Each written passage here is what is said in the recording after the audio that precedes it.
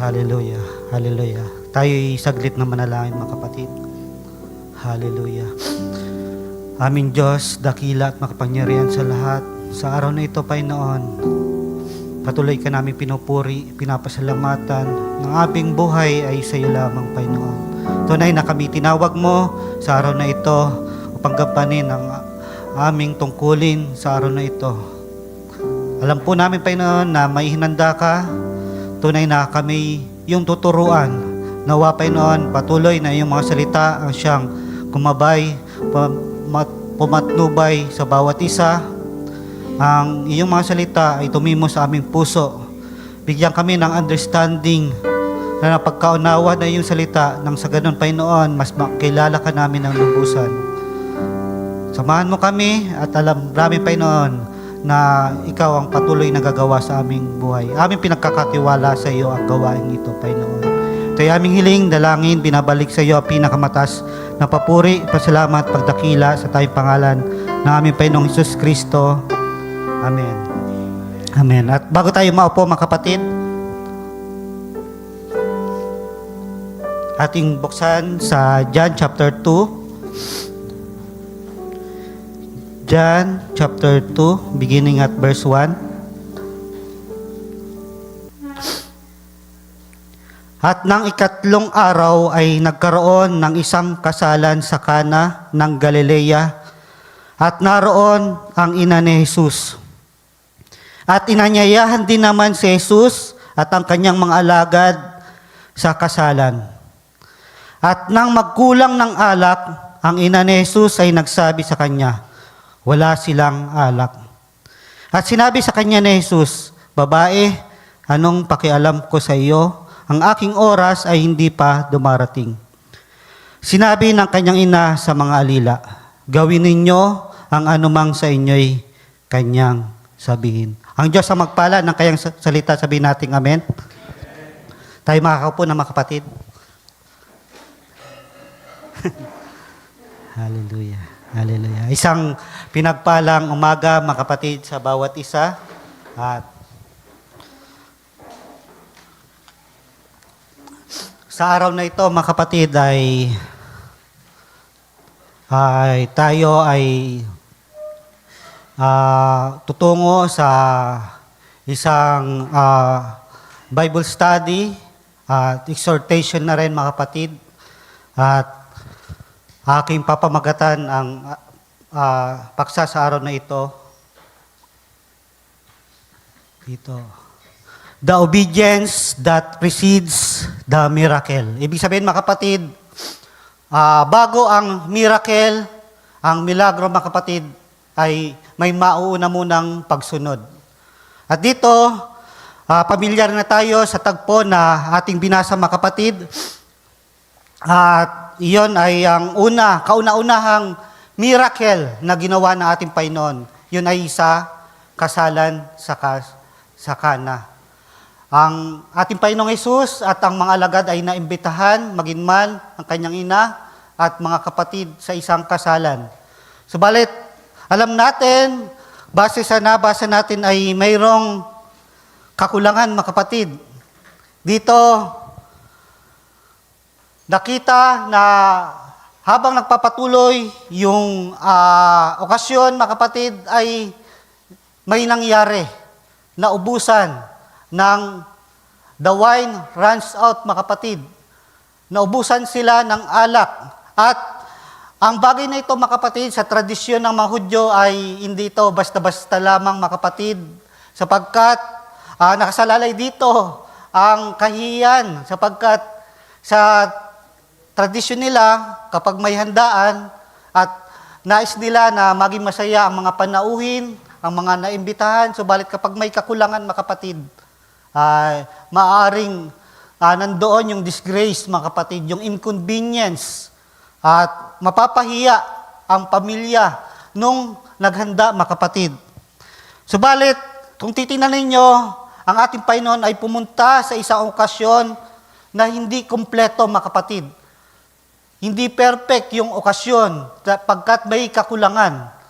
At sa umagang ito, mga kapatid, ay encouragement na rin ito para sa atin sapagkat tunay na ang ating Panginoon ay nandoon sa isang okasyon na may kulang. This is exactly the person, mga kapatid, that Jesus loves to work with, mga kapatid. Yung mga tao na may kakulangan. Yung mga Pariseo, yung mga Saduceo ay laging sinasabihan ng ating Panginoon, bakit nakikisama siya sa mga makasalanan, sa mga manginginom. Subalit anong sabi ng ating Panginoon? Nandito ako, hindi para sa mga mabubuti. Nandito ako para sa mga may makasalanan at mga may kakulangan. At marami sa atin mga kapatid na nandoon, na nagkukulang sa kasiyahan, nagkukulang sa kalakasan, sa pananampalataya. Subalit salamat sapagkat nariyan ang ating Panginoon na handang tumulong sa ating kakulangan, mga kapatid. At dito, kung titingnan natin sa susunod na verse, mga kapatid, ang kagandahan, one of the most powerful statement ay sinabi ni Maria, mga kapatid. Gawin ninyo ang anumang sa inyo'y kanyang sabihin. That's faith, mga kapatid. Sapagkat tunay na bago ang himala, mga kapatid, mayroong command. At sa command na yon, kailangan ng obedience, mga kapatid. Mamaya matitingnan natin kung bakit kailangan pa nakasama tayo dito, mga kapatid. Magagawa ng Diyos, mga kapatid, na gawing direkta na alak, mga kapatid. Subalit, bakit kailangan pa ng tubig, mga kapatid? At inutusan ang mga servant na umigib at magsalok ng tubig at lagay sa water pots, mga kapatid.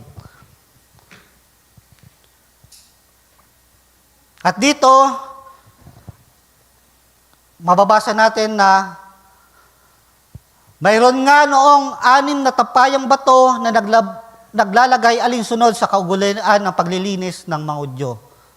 Yan ay water pot, mga kapatid. Mamaya may larawan, mga kapatid. Naglalaman ng bawat isa ng 2 o 3 bangang tubig. Sinabi sa kanila ni Jesus, punuin ninyo ng tubig ang mga tapayan. Ulitin ko, mga kapatid, may instruction. Kailangan ng alak dahil nga sa naubusan. Subalit ano ang yung instruction ng ating Panginoon? Punuin nyo ng tubig ang tapayan. At kanilang pinuno. Hindi lamang nila ito pinuno, mga kapatid, ng pinakasakto lang para mapuno. Yun ay pinuno nila hanggang sa labi, hanggang sa brim, mga kapatid, na anong pat maging marahil ito ay umapaw, mga kapatid. At dito, titingnan natin, yan yung water pots, mga kapatid.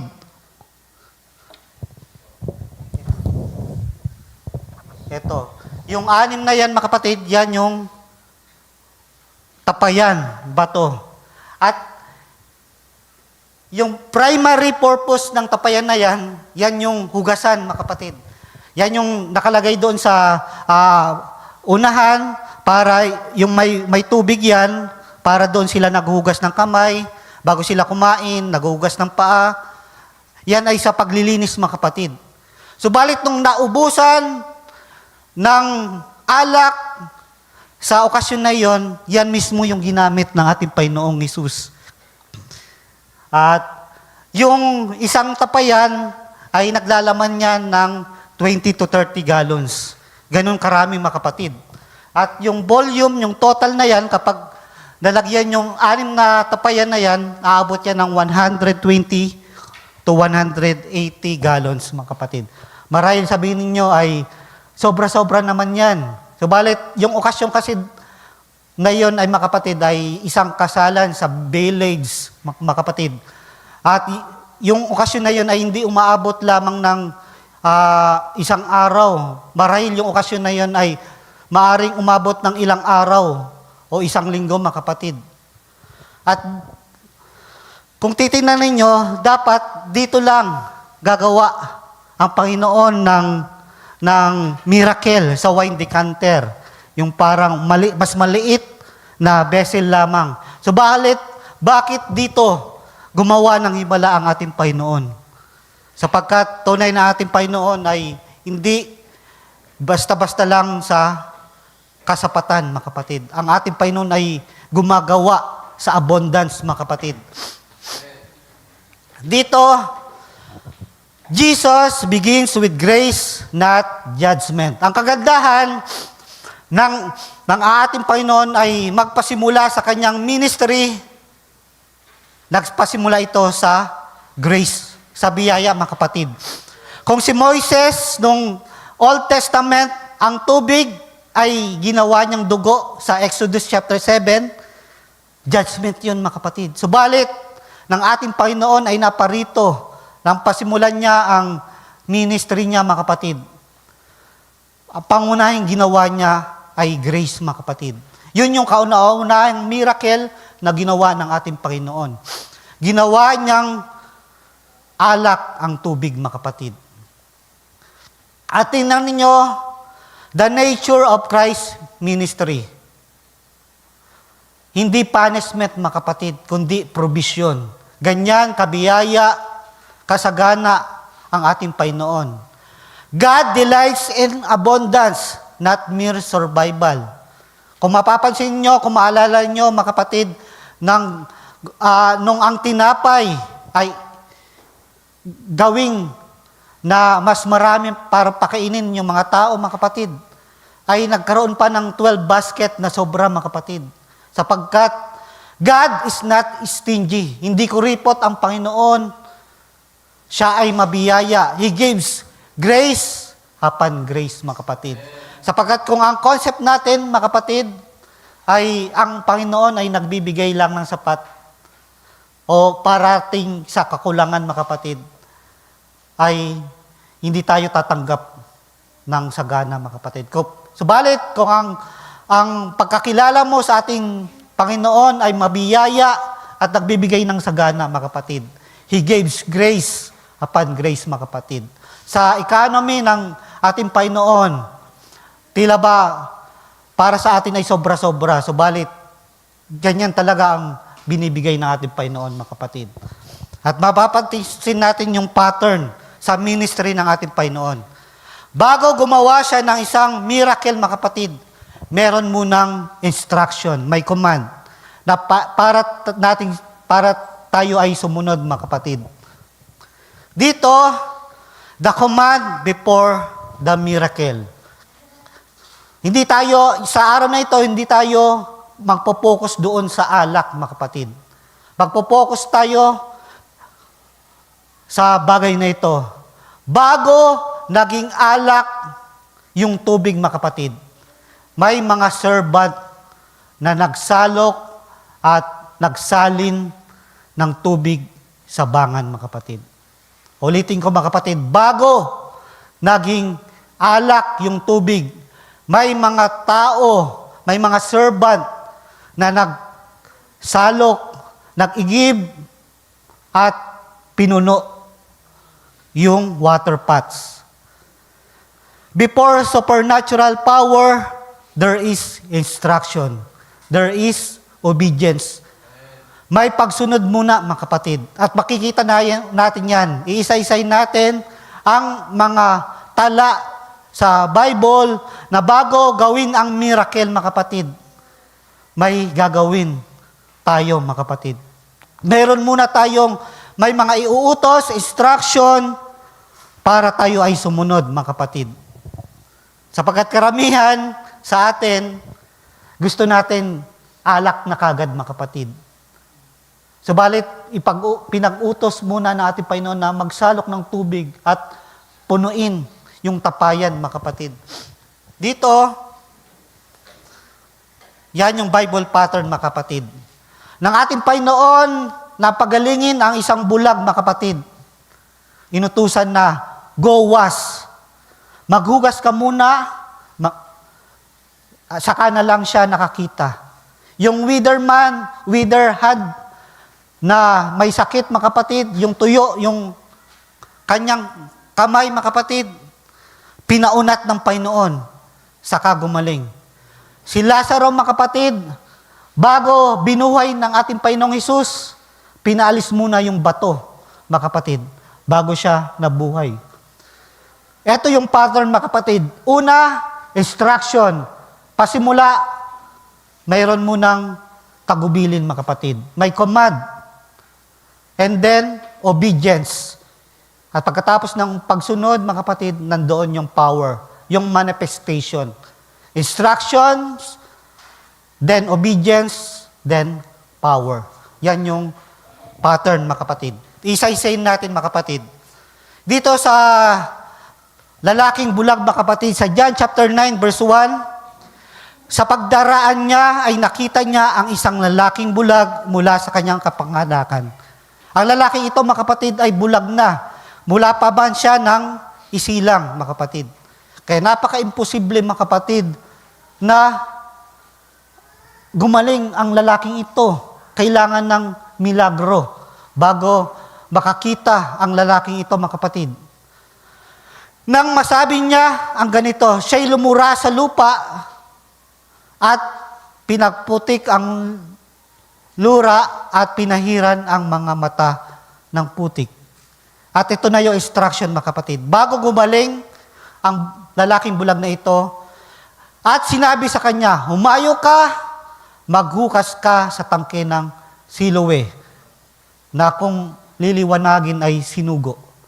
Diba? Bago pagilingin ng lubusan, makakita ang bulag na ito, siya ay inutusan. Siya ay humayo para maghugas. At pagkahugas niya, doon pa lang nagbalik ang lalaki. Saka napanauli ang kanyang paningin. O nagkaroon siya ng paningin, mga kapatid. Sabi ko nga, instruction, obedience, and then power manifested, mga kapatid. Dito naman sa isang tuyo, na lalaking tuyo ang isang kamay, mga kapatid. At siya'y lumalis doon at pumasok sa sinaguga nila. At narito may isang tao na tuyo ang isang kamay. Withered hand, mga kapatid. Ibig sabihin, yung kanyang kamay ay paralyzed at ang withered hand, mga kapatid, ay parang ganito siya, hindi niya makilos ng maayos ang kanyang kamay. At sa kanya'y tinanong siya, sinasabi, matuwid bagang nagpapagaling sa araw ng Sabat, sapagkat yung mga Pariseo ay sinasabihan siya, nararapat ba na magpagaling sa tuwing Sabat? Pero nagpatuloy ang ating Panginoon para pagalingin ang lalaking ito. At nagkaroon muna ng instruction, mga kapatid, na magkagayoy sinabi niya sa lalaki, iunat mo ang iyong kamay. Can you imagine that, mga kapatid? Withered hand yung kanyang kamay. Subalit, bago siya gumaling, kailangan niyang iunat yung kanyang kamay, mga kapatid. May instruction bago yung kagalingan, mga kapatid. At pagkatapos iunat yung kamay, doon na lang na panauli ang kanyang sakit, mga kapatid. May instruction, mga kapatid. At dito, sa buhay ni Lazaro, mga kapatid, John chapter 11, verse 39, sapagkat sa panahon ito, 4 na araw nang patay si Lazaro. At dumating ating Panginoon, at doon ay sinabihan siya ni Marta, ni Maria, mga kapatid ni Lazaro na matagal nang patay ang kanilang kapatid. Subalit, ano ang sabi ng ating Panginoon? Sinabi ni Jesus, alisin ninyo ang bato. Bago mabuhay itong si Lazaro, meron munang instruction, mga kapatid. Alisin nyo ang bato. Tila ba tayo, mga kapatid, bago tayo tumanggap ng himala, kailangan alisin muna yung mga harang, mga kapatid. Yung bato na yan, mga kapatid. Maaring yung bato na yan ay reconciliation, may May tao nakasakit sa iyo, subalit hindi mo maipatawad. May harang. May harang na tila ba hindi makakilos ng lubos ang ating Panginoon sapagkat mayroon pa bato na nakaharang. Kaya kailangan mo na ng instruction na alisin yung bato na yon. Si Martha na kapatid niya namatay, nagsabi sa kanya, Panginoon, nabubulok na yung bangkay. Sapagkat 4 na araw na siyang namatay. Pero kailangan ng utusan sila na alisin yung bato, mga kapatid. Sabi ko nga, bago yung miracles, may instruction, mga kapatid. Kaya't inalis nila ang bato. Nanalangin ang ating Panginoon, nagpasalamat sa Ama, at nandun na. Inutusan niya si Lazaro na lumabas. Instruction, obedience, and then the power, mga kapatid. At kung titingnan ninyo, maaring gawin ng ating Panginoon na direkta na pagalingin si Lazaro, o yung bulag, pagalingin na direkta, yung tuyo, yung kanyang kamay, direktang pagalingin na ating Panginoon. Subalit, bakit inutusan pa ng Panginoon na may instruction, may involvement tayo, mga kapatid? Sapagkat nais ng Panginoon na meron tayong parte, mga kapatid. Sapagkat sa ating pagsunod, doon makikita ang ating pananampalataya. Maraming mga tao na nagsasabi na ako'y sumasampalataya. Subalit sa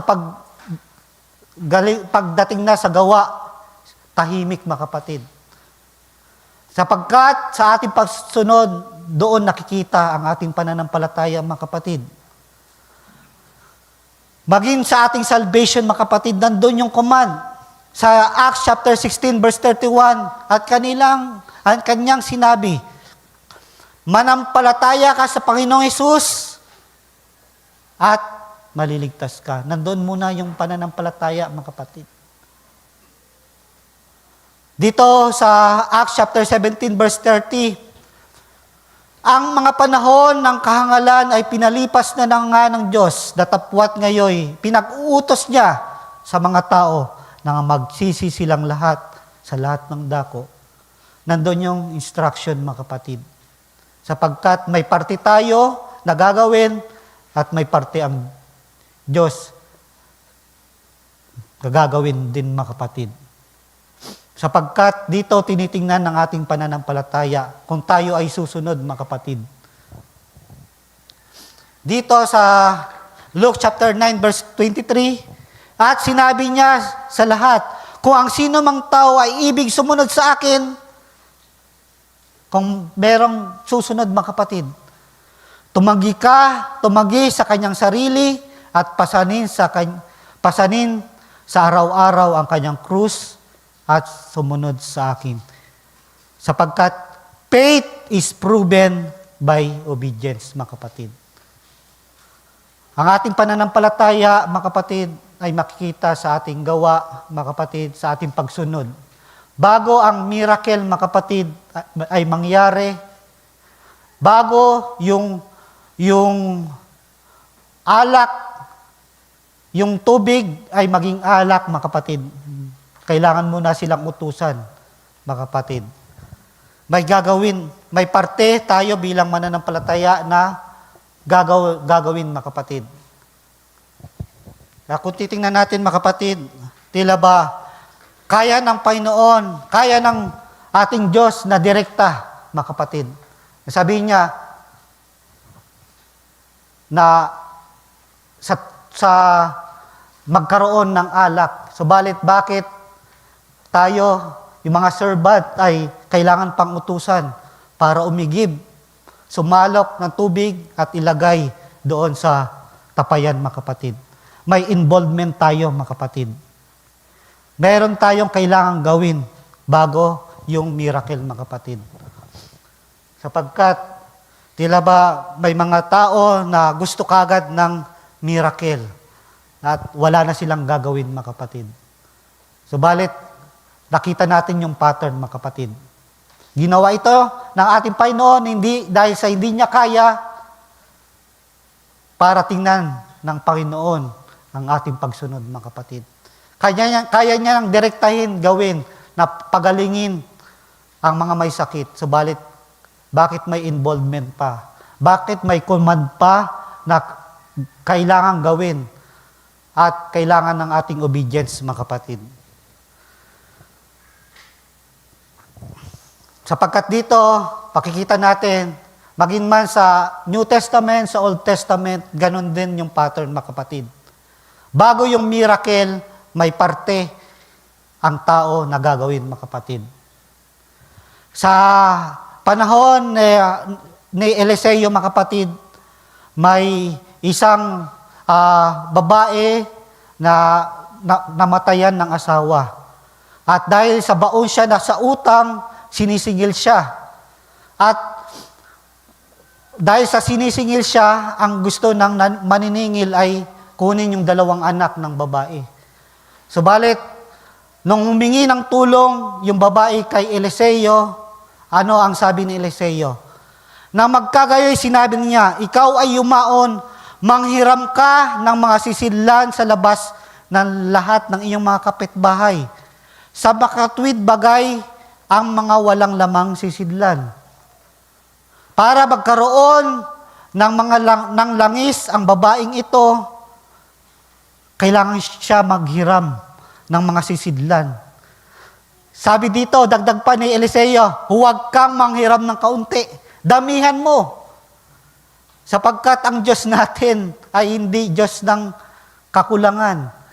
He is God of abundant, mga kapatid. Kaya dito, na magkagawin na paroon siya, kanyang sinaysay sa lalaki ng Diyos, at kanyang sinabi, ikaw ay yumaon, ipagbili mo ang langis, bayaran mo ang iyong utang, at mabuhay ka, at iyong mga anak sa nalabi. Tingnan ninyo, bago pa man magkaroon ng miracles, mga kapatid, para masukat ang kanyang pananampalataya, may kailangang gawin ang babaeng ito. Sapagkat kung ang babaeng ito ay nag-alinlangan, paano magkakaroon? Maghihiram ako ng mga sisidlan ng tapayan na marami. Subalit dahil sa nanampalataya sa Diyos na magagawa na yung kanyang nahiraman na mga sisidlan ay lalagyan ng langis na marami, mga kapatid. At yun nga ay nagamit, mga kapatid. Sa panahon ng Elias, mga kapatid, na sa panahon na ito ay taggutom, mga kapatid. At doon, pumunta si Elias sa babaeng ito na may isang anak. At doon, dahil sa taggutom na yon, sabi ni Elias, ipaghanda mo ako ng tinapay. Subalit sabi ng babaeng ito, wala, kulang na kami. Sa katunayan, yung anong meron kami, hanggang pag naluto na namin ito, yun na lamang ang meron kami. Maghihintay na lamang kami ng kamatayan. Dahil sa panahon na yun ay nagkaroon ng taggutom. Subalit, ano ang sinabi ni Elias? Ipaghanda mo ako ng tinapay. Ilabas, sabi dito, at sinabi ni Elias sa kanya, huwag kang matakot. Dahil nga kulang na yung kung ano ang meron yung babae. Sinabi ni Elias, huwag kang matakot. Yumaon ka at gawin mo ang iyong sinabi. Ngunit, igawa mo muna ako ng munting tinapay at ilabas mo sa akin. At pagkatapos ay gumawa ka para sa iyo at para sa iyong anak. Diba? Kung nag-alinlangan yung babae at sinabi niya, wala na nga kami. Paano pa kita ipaghahanda? Subalit, sumunod yung babae. At ano yung nangyari, mga kapatid? Sa verse 14, sapagkat ganito ang sabi ng Panginoon ng Diyos, ang gusi ng harina ay hindi makukulangan o ang banga ng langis man ay mababawasan hanggat sa araw na magpaulan ng Panginoon sa ibabaw ng lupa. Nakita niyo, mga kapatid, there is instruction, mga kapatid. Bago yung himala, masukat yung obedience ng mga taong ito, mga kapatid, meron munang instruction, yung utos, para gawin nila, mga kapatid. At dito, maging sa Ezekiel, mga kapatid, sa chapter 37, verse 3, at kanyang sinabi sa akin, anak ng tao, maari bagang mabuhay ang mga butong ito? Tinanong ng Panginoong Diyos si Ezekiel. Sapagkat doon sa kalumpong na mga buto, mga kapatid, buto na lang yun, mga kapatid. Tinanong siya, maaari bang mabuhay ang mga butong ito? At sumagot si Ezekiel, O Panginoong Diyos, ikaw ang nakakaalam. Muling sinabi niya sa akin, manghula ka sa mga butong ito at sabihin mo sa kanila, O kayong mga tuyong buto, inyong pakinggan ang salita ng Panginoon. Ganito ang sabi ng Panginoong Diyos sa mga butong ito, narito, aking papasukin ang hininga sa inyo at kayo'y mabubuhay. Tingnan ninyo, before provision, doon sa panahon ni Eliseo at Elias, may obedience, may pagsunod. At before life, nandoon yung salita, mga kapatid. Ang hindi magagawa ng tao, mga kapatid, ay magagawa ng Diyos. Wag na nating alalahanin pa yung mga imposibleng bagay, mga kapatid. Gawin lang natin yung parte natin at yung mga hindi kaya ng tao, mga kapatid, ipaubayan na natin sa ating Panginoon at siya ang gagawa, mga kapatid. Before provision, there is obedience, mga kapatid. Diba? Makakaya na ng Panginoon na direkta na gumawa ng himala. Subalit, bakit pa kailangan ng involvement ng tao, mga kapatid? Yan ay biyaya, mga kapatid. Dahil pinahintulutan ng Diyos na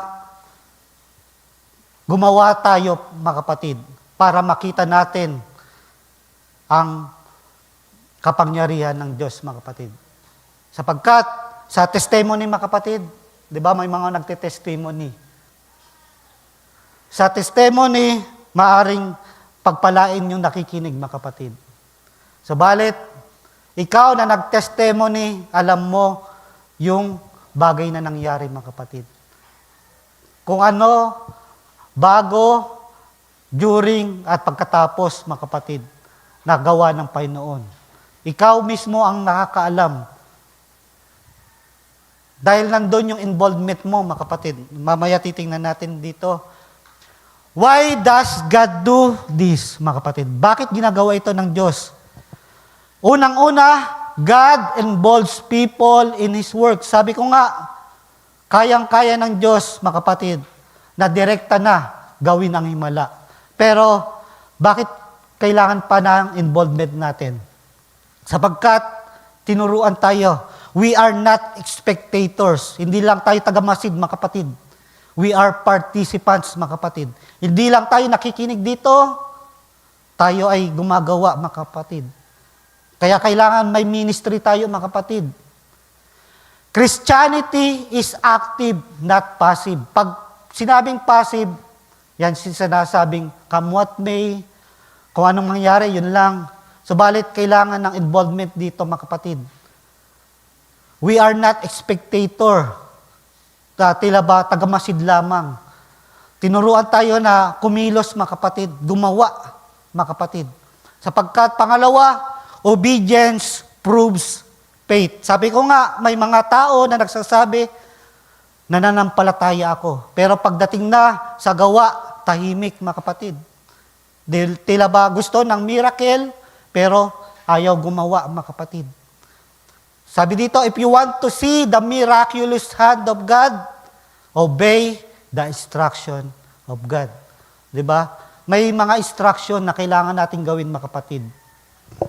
Sapagkat sa pagsunod natin, doon nagpapatunay ng ating pananampalataya, mga kapatid. Faith is demonstrated, not merely declared. Sapagkat may mga tao na kailangan, pwede na lang sabihin, nananampalataya ako. Pero hindi nakikita sa gawa, mga kapatid. Nade-demonstrate yan, nakikita yan, mga kapatid, ng pananampalataya mo. At dito, Fill it to the brim. At hindi ito napapansin.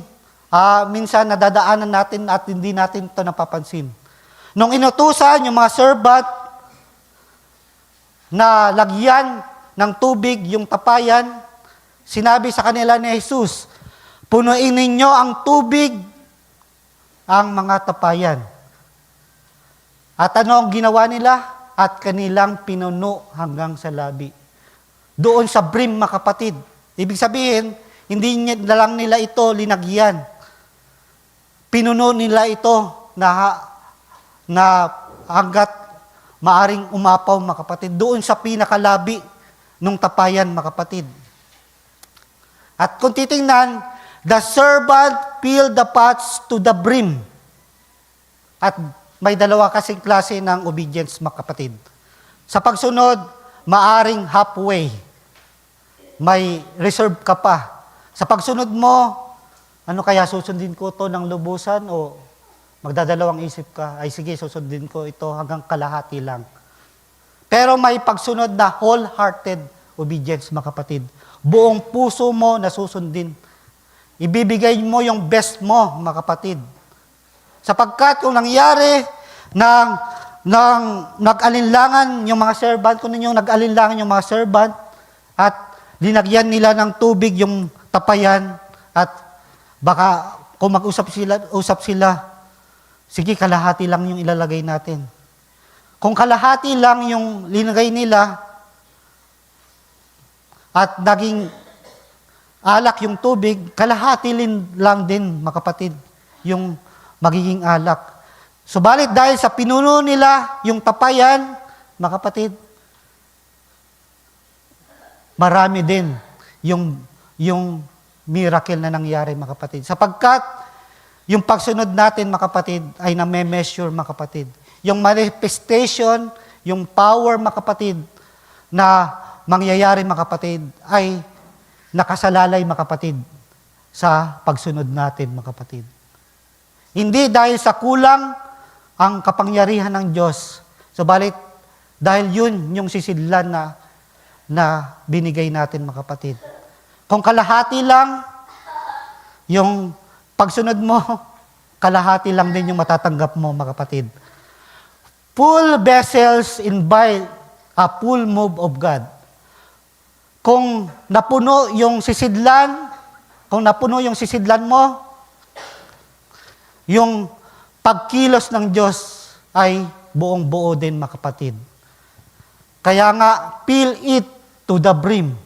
Hindi mo lang ito pinuno mo ito hanggang sa labi, mga kapatid. Our part and God's part. Sabi ko nga, may parte tayo at may parte ang Diyos, mga kapatid. Human responsibility. The servants carried water. Yung mga tauhan, inutusan sila na maglagay ng tubig. Yun yung kanilang gawain, mga kapatid. Dahil inutusan sila, may instruction, ginawa nila. Sa panahon ni Lazaro, inutusan na alisin yung bato. At maging man sa panahon ni Elijah, mga kapatid, na lagyan ng tubig yung altar. Hanggang doon lang yung kaya ng tao, mga kapatid. May instruction, kailangan nila ng obedience para gawin yun.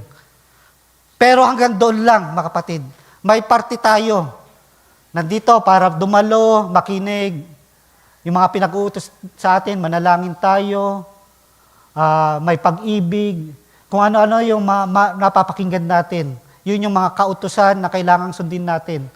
Subalit, hanggang doon tayo, mga kapatid, gagawin natin yung parte natin at ang Diyos na ang bahala sa hindi kaya ng tao. Kung yung miracle ay hindi kaya ng tao, handa tayo magtiwala sa ating Panginoon na siya yung gagawa nito, mga kapatid. Divine responsibility. Nang magawa ng servant na lagyan ng tubig, anong ginawa ng Panginoong Jesus? Only Jesus turns water into wine. Hindi yan magagawa ng tao, mga kapatid. When the people removes the stone, only Jesus raises the dead, mga kapatid. When Elijah poured the water on the altar, only God sends the fire, mga kapatid. Our part, may parte ang tao, may parte ang Diyos sa gagawin, mga kapatid. At yan yung pattern. Yan ang principle, mga kapatid. May gagawin tayo ay, kung pinag-uutos sa atin na huwag pabayaan ang gawain, linggo-linggo tayong pumaparito sa gawain. Hanggang sa pagpatuloy, lagyan lang natin ng tubig yung tapayan, mga kapatid. At ang Diyos na ang bahala sa miracle, mga kapatid. Siya na ang bahala na gagawing tubig, gagawing alak ang tubig, mga kapatid. Sapagkat, katulad ng sinabi ni Pablo, mga kapatid, ako ang nagtanim, si Apollos ang nagdilig, ngunit ang Diyos ang siyang nagpapalago, mga kapatid. We have our part. If we do our part, mga kapatid, God will do His part, mga kapatid. Sapagkat, katulad ng ginagawa namin, mga kapatid, kami, mga elders, mga manggagawa, ay naghahanda para sa Bible study, sa preaching, mga kapatid. Pero hanggang doon lang yun, mga kapatid. Sapagkat, ang Diyos na ang may kakayahang mag-convict, ang mangusap sa puso ng tao para magbago, mga kapatid. Para magpatuloy, mga kapatid. Gagawin namin yung parte namin, ang Diyos ang gagawa ng pagpapalago, mga kapatid. Hindi namin kaya na baguhin ang buhay ng tao, mga kapatid. Ang Diyos ang may kakayanan nito, mga kapatid. In fact, nung nalaman ko na ako yung mag-share ngayong linggo, sabi ko, dahil may full-time ako, yung full-time ko ay hindi maganda din yung schedule kasi may pang-umaga, may pang-gabi din, at mayroon pa akong part-time. Sabi ko, hindi kakayanin ng oras ko dahil may sukat lang ako, mga kapatid. Kapag ako ay tatayo, kailangan kong maghanda ng ilang araw para may maibahagi sa inyo. Sapagkat hanggang doon lang yung kulang, yung sukat ko. Ganun lang ako kahina, mga kapatid. Kailangan ko maghanda. Kaya ang ginawa ko, 2 days ako, mga kapatid, nung Webes sa Biyernes nag-leave para may makapaghanda at may maihanda, mga kapatid. At hanggang doon lang yung best ko na kailangan kong gawin. At ang Diyos na ang bahala, mga kapatid, na kumilos at magsalita sa inyo, mga kapatid, ang magpahayag sa inyo sa araw na ito. Gagawin namin, yung mga tumatayo dito, gagawin namin yung best namin. At kapag nakita ng Panginoon na ginawa mo yung best mo, siya ang gagawa ng the rest, mga kapatid. Siya ang may kakayanan na magpaunawa sa inyo. Siya na ang may kakayanan na mag-convict sa inyong puso, mga kapatid, para makaunawa, para sumunod, mga kapatid. May parte tayo, may parte ang Diyos, mga kapatid. Kaya nga, hindi direkta na ginawang alak yung binigyan ng magkaroon ng miracles na alak kagad. Kailangan pa ng involvement ng mga servant na lagyan ng tubig yung tapayan, mga kapatid. Bago yung miracles. Sabi ko nga, there is instruction, and then obedience, and then the power, mga kapatid. Our part and God's part. We obey, God produce the miracle. Paano kung yung mga servant, mga kapatid, ay nag-usap-usap? Paano mangyayari yun? Ang kailangan natin ay alak, subalit pinag-uutas tayo na mag-igib at magbuhos ng tubig. Pwedeng mawalan yung pagod natin na mawalan ng saysay. Subalit, kahit hindi pa man ito nauunawaan, mga kapatid, kailangan lang nating sumunod. We obey, God produces the miracle. May parte tayo, may parte ang Diyos, mga kapatid. At dito, May dalawang extremes to avoid, mga kapatid. Yung unang extreme, all God, no obedience. Yung una, bahala na ang Diyos sa lahat, wala na akong gagawin. Yan yung isang extreme, mga kapatid. Hindi yan pananampalataya, mga kapatid. Katamaran yan, na tila ba titingnan mo pananampalataya. Iaasa mo na lamang sa Diyos ang lahat, wala ka nang gagawin. Yan yung unang extreme. Ang pangalawang extreme naman, all effort, no dependence. Sige, ako na lang gagawa, ako na yung magdidiskarte sa lahat. Hindi ko iaasa sa Diyos. Ang pangalawa naman yan, pride naman yan, mga kapatid. Umaasa ka sa iyong sariling kakayanan, sa iyong sariling lakas, at hindi ka dumedepende sa Diyos. Pangalawa extreme yan. At yung dalawang extreme na ito ay pawang mali, mga kapatid. Yung una, bahala na ang Diyos sa lahat. Wala ka nang gagawin.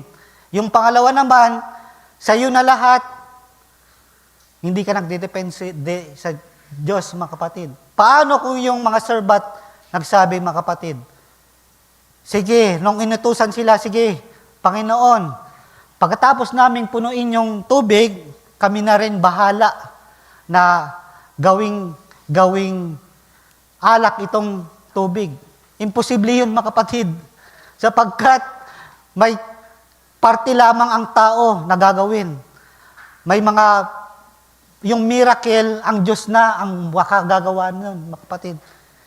Paano kung yung servant din ay nagsabi na, Panginoon, ikaw na bahala dyan. Gawin mo na lang kagad na alak. Di ba? Walang involvement. Hindi rin yon mangyayari.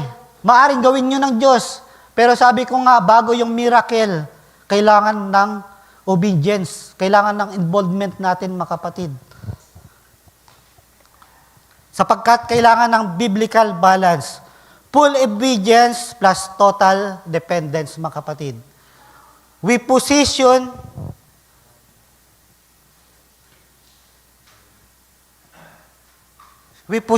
ourselves through obedience, God produce the miracle.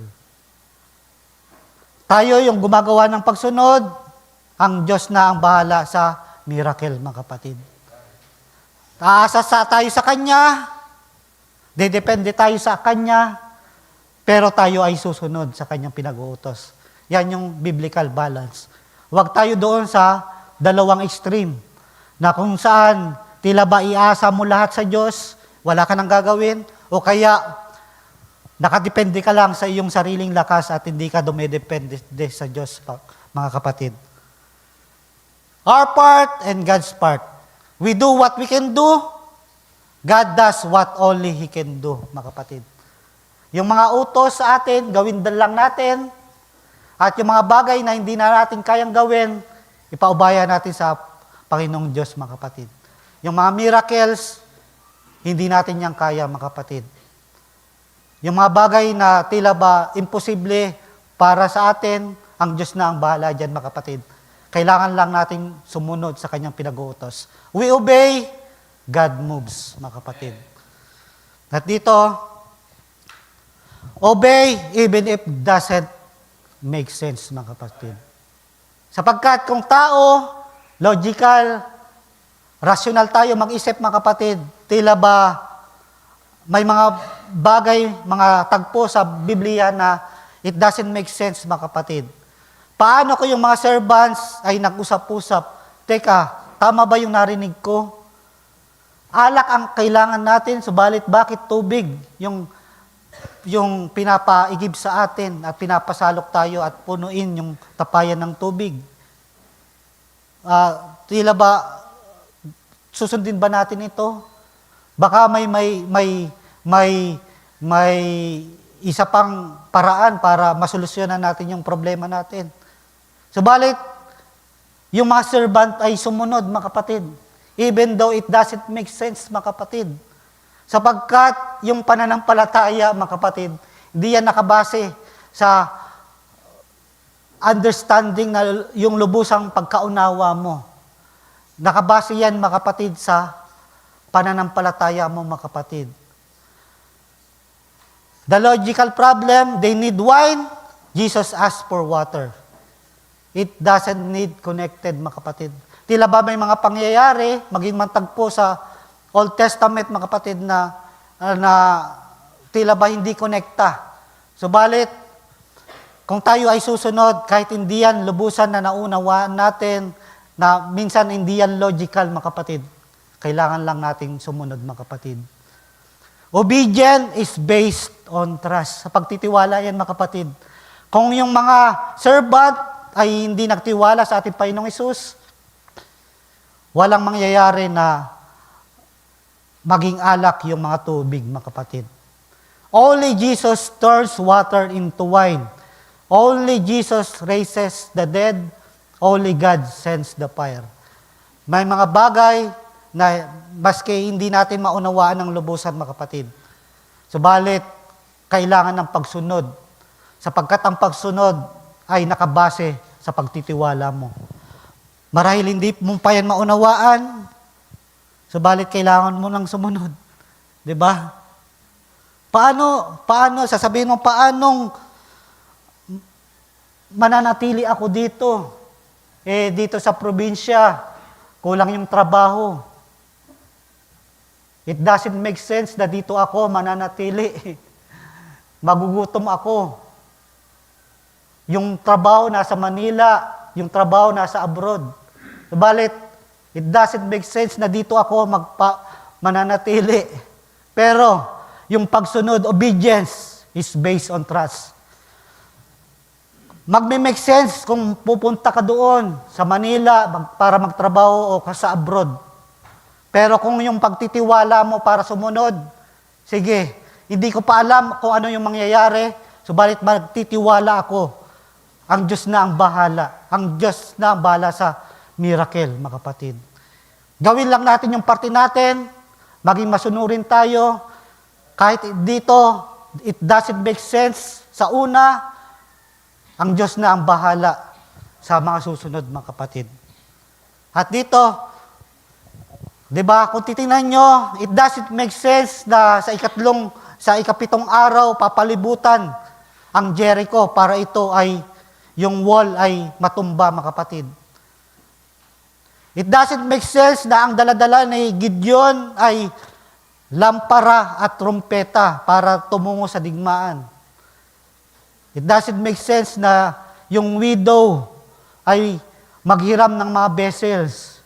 Minsan parang walang konekta, mga kapatid. Subalit, kahit hindi konekta, mga kapatid, sumunod pa rin sila. Dahil, sabi ko nga, yung obedience is based on trust, mga kapatid. Kahit hindi mo pa ito maunawaan, magtiwala ka sa Diyos at gawin mo. God's instruction often challenge logic. Minsan wala sa lohika. Hindi parang, kung iisipin mo, parang it doesn't make sense. Pero magtiwala ka lang sa Diyos at ang Panginoon ang gagawa, mga kapatid. The problem was wine, pero ang Panginoong Hesus ay humingi ng tubig. Obedience is based on trust, not full understanding. Tila ba, hindi mo pa ito maunawaan sa umpisa, subalit dahil sa ito ang pinag-uutos, ito ang kailangan mong gawin, mga kapatid.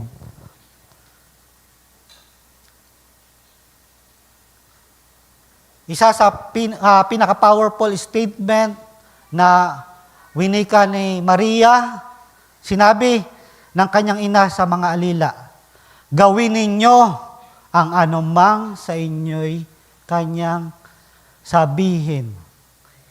No matter what, mga kapatid.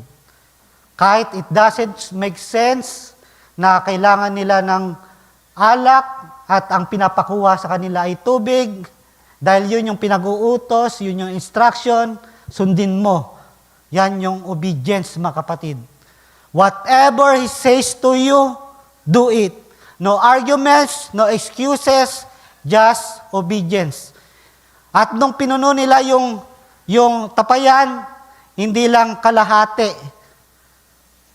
Full, mga kapatid. Punong-puno hanggang sa labi, mga kapatid.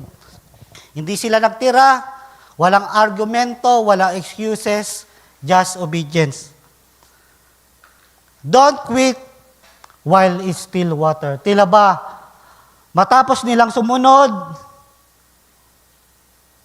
after peeling, linagyan nila yung tapayan ng tubig. Anong nangyari, mga kapatid? Pagkatapos nilang sumunod, tubig pa rin, mga kapatid. Diba? Hanggang hindi pa kumikilos ang Diyos, hindi pa mananatili pa rin tubig yung ginawa ng mga servant, mga kapatid. Diba? Minsan tayo, may mga ginagawa tayo, sunod naman ako ng sunod sa Panginoon. Ginawa ko na yung lahat, pero bakit tubig pa rin? Ang gusto ko, alak. Ang gusto ko, pagpapala, subalit bakit hanggang ngayon, ginawa ko na lahat, bakit tubig pa rin? Pero, kailangan nating manampalataya sa ating Panginoon. Sapagkat hindi niya hayaan na mananatiling tubig yan, mga kapatid. Kapag sinabi niya, gagawin niya, mga kapatid. Even though minsan hindi na tayo makapaghintay, sabi dito, don't quit, mga kapatid. Magpatuloy lang tayo. Sapagkat kapag kumilos ng Panginoong Hesus, hindi yan gradual. Instant yan. Kapag yung miracle ay ginawa niya, yung tubig ay magiging alak, mga kapatid. Then Jesus acted instantly. Hindi ibig sabihin na yung linagay mong tubig sa tapayan, dahil tubig pa rin yan at hindi pa alak, failure ka na. Kailangan mo lang sumampalataya, maghintay, at ang Panginoon, in His time, gagawa siya, mga kapatid. You may be one step away, mga kapatid. Tila ba, nagpatuloy ka na, ilang taon ka na, pero tila ba, yung mga hinihingi mo, dalangin mo ay tubig pa rin, at hindi pa alak. Subalit, kailangan lang tayong sumunod, gawin natin yung parte natin, at gagawin ng Diyos ang kanyang parte, mga kapatid. At sa pagtatapos, mga kapatid, malapit na ako magtapos, Galatians chapter 6 verse 9, at huwag tayong mga pagpagod sa paggawa ng mabuti, sapagkat sa kapanahunan ay magsisipag-ani tayo kung hindi tayo maghihimagod, mga kapatid. Diba? Yung servant, tila ba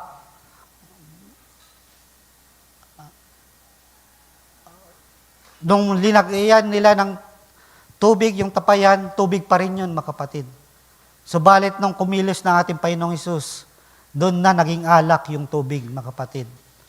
Sapagkat minsan sa testimony, marahil maiinggit tayo, mga kapatid, sa testimony ng isang kapatiran, sa kalagayan ng isang kapatiran, sa kanyang pagpapatotoo. Bakit? Buti pa siya. Ganyan na yung nangyari sa kanya. Ang kapangyarihan ng Diyos ay kumikilos sa kanyang buhay. Pero hindi mo alam, bago pa man naging alak yung tubig, mga kapatid, bago pa man pinagpala yung taong yan, mga kapatid, may ginawa yan, mga kapatid. Sumunod yan sa instruction ng Panginoon. Hindi tayo tatalon kagad sa makatatanggap ng alak. Kailangan muna natin na sumunod sa utos, lagyan ng tapayan ng tubig, at doon, makikita natin ang paggawa ng Panginoon. Sapagkat ito, mga kapatid, John chapter 2 verse 8, pansinin ninyo. At sinabi niya sa kanila, kunin ninyo ngayon at inyong iharap sa Pangulo ng Kapistahan. At kanya nilang hinarap.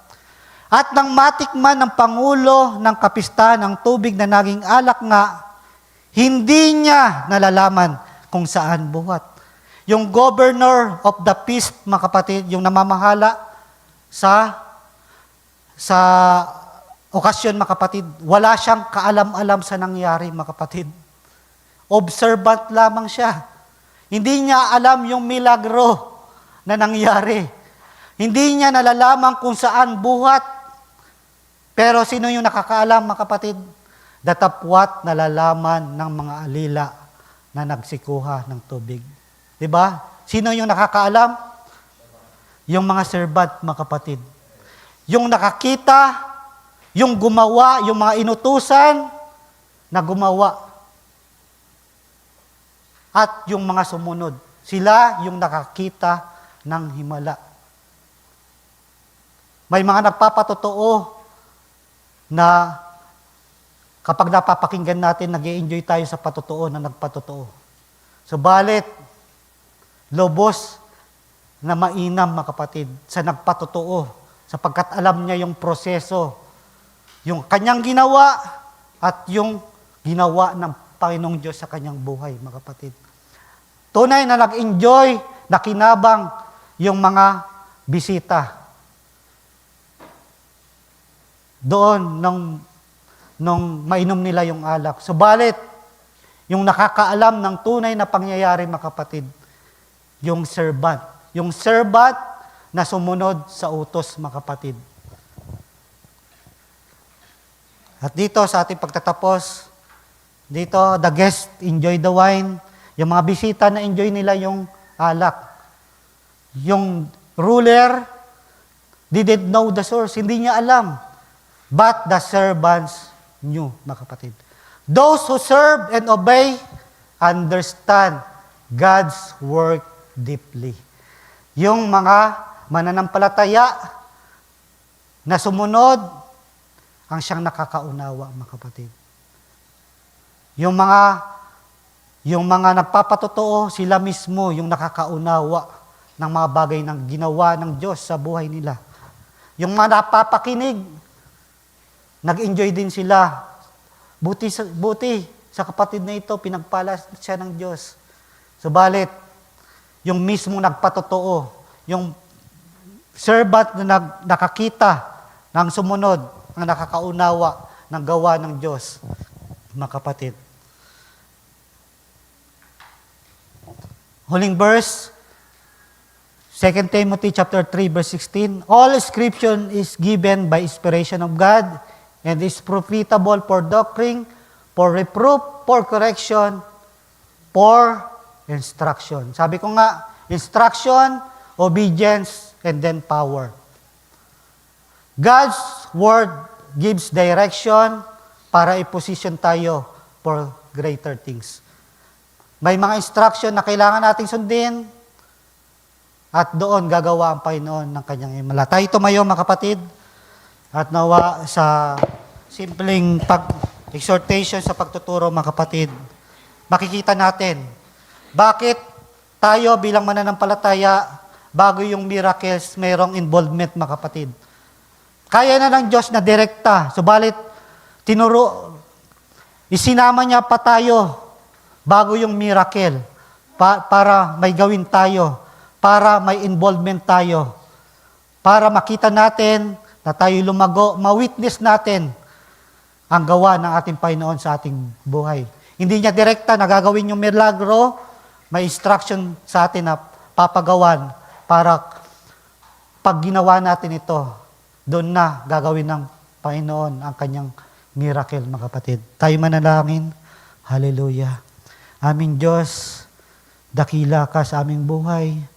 Salamat po, Panginoon, sapagkat sa iyong mga salita, nakita namin na kailangan namin ng pagsunod. Na sana, direkta, Panginoon, na kaya mong gawin na direkta na ang lahat ng miracles. Subalit, dahil sa iyong biyaya, kasama pa rin kami, Panginoon, sa proseso na kailangan pa rin namin na may gawin, Panginoon, para nang sa ganon makita namin ang pagtitiwala na minsan it doesn't make sense, hindi konektado sa pinapagawa mo ang mangyayari, Panginoon. Subalit, bagamat hindi pa namin ito lubusang naunawaan, kailangan namin sumunod dahil nagtitiwala kami, Panginoon. At alam po namin, Panginoon, na sa aming pagsunod, nandoon ang iyong biyaya, Panginoon. Na minsan, hindi namin ito kaya. Subalit, salamat sa iyong biyaya na iyong binibigay sa amin at nakakaya namin gawin ang iyong pinag-uutos. At dahil sa pagsunod namin dito, sa mga pinag-utos mo, nandoon ang miracle. Doon ka gagawa, Panginoon. Salamat nakita namin nang pinuno ang bangan, tapayan ng tubig, Panginoon. Yung mga servant ay inilagay hanggang sa labi, Panginoon. Nandoon na pinapakita ang full obedience, hindi halfway, Panginoon. Na kailangan namin ang pagtitiwala sa iyo ay buong buo, Panginoon. Ang aming pagtitiwala sa iyo, Panginoon, ay kailangan nandoon na in full obedience. Dahil pag ginawa namin ang parte namin, Panginoon, ikaw ang gagawa ng parte mo, Panginoon. Ang mga dalangin namin, Panginoon, na tila ba hanggang tubig pa lamang, subalit alam po namin, in your time, Panginoon, mangyayari ang iyong sakdal na kalooban sa aming buhay. Kaya naman, Panginoon, aming pinagkakatiwala sa iyong lahat. Salamat sapagkat patuloy ka nagtuturo sa amin, patuloy na iyong mga salita ang nagbibigay sa amin, Panginoon, ng pag-asa na alam po namin na ikaw ang gagawa sa iyong mga pangako. Aming pinagkakatiwala lamang sa iyong lahat. Ito'y aming hiling, ito'y aming dalangin, binabalik sa iyong pinakamataas na papuri, pasalamat, pagdakila sa tayong pangalan ng aming Panginoong Hesus Kristo. Amen. Ating palakpakan natin, Panginoon.